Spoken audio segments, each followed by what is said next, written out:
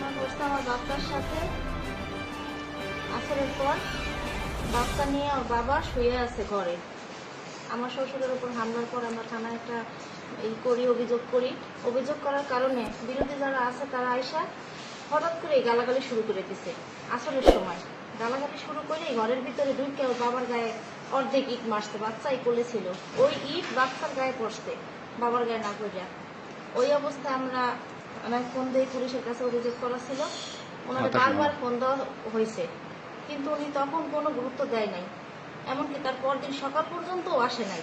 পরদিন আমি 11টার সময় যেভাবেই হোক আমি ভোরে পালাই আসি বাচ্চা নিয়ে পিছের দরজা দিয়া। কারণ সারা রাত্র তারা দা বটি এগুলো নিয়ে আনাগোনা করছে যে বাইরে বেরোলেই বাচ্চার ব্যাপারে কোপাইবে, এমনকি হুমকি পর্যন্ত দিছে। আমার ঘরের সামনের বেড়াটারও সব ভাঙা, যার কারণে আমি পরদিন এইভাবে পালাই আসি হজরের সময়। আচ্ছা, এর আগে আপনার শ্বশুরকে মারছিল? হ্যাঁ হ্যাঁ, আমার শ্বশুরকে মারছে। শ্বশুরকে মারার কারণেই তো আমরা অভিযোগটা করছি। অভিযোগ করার কারণে আরো ক্ষিপ্ত হয়ে গেছে, আর অকথ্য ভাষায় গালাগালি করে। কিছু হইলেই এরা অকথ্য ভাষায় গালাগালি করে।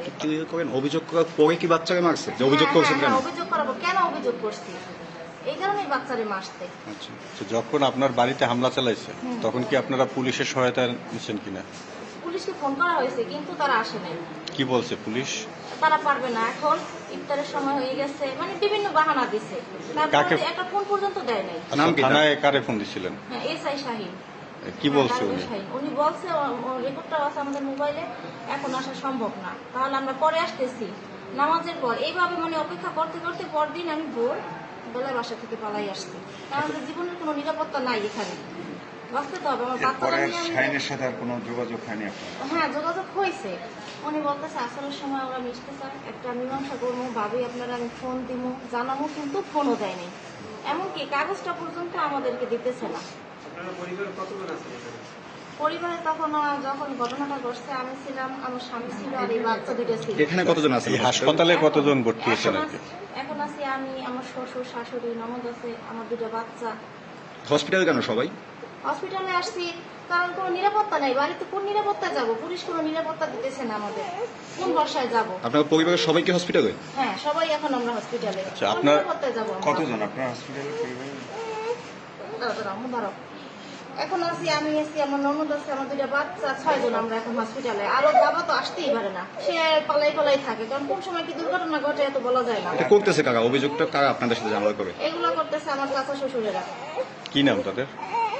এই জসিম, তারপর মিরাজ, মালেক, তারপরে জিলাম, জুয়েল।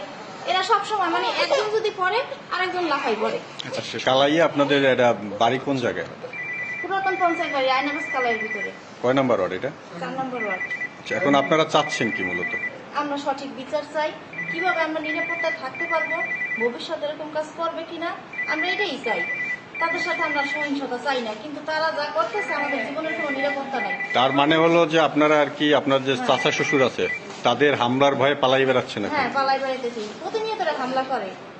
জি। আর এদেরকে যদি কিছু বলা হয়, কেউ যদি যায় আমাদের পক্ষ নিয়ে কিছু বলে আমাদের জেল খাটার অভ্যাস আছে, ওগুলো আমাদের কাছে কিছুই না। তাই এগুলো শোনার পর কিভাবে একটা মানুষ থাকতে পারে?